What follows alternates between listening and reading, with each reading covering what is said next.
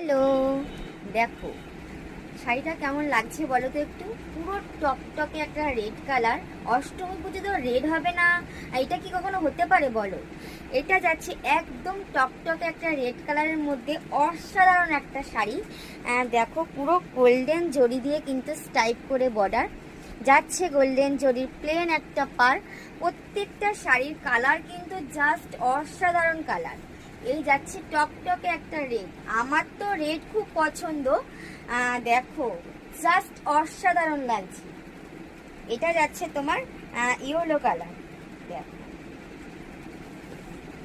প্রত্যেকটা colour just অসাধারণ, ফুল yellow. এত সুন্দর সুন্দর শাড়ি অষ্টমীতে সকালে পরবো না, কি করে হতে পারে।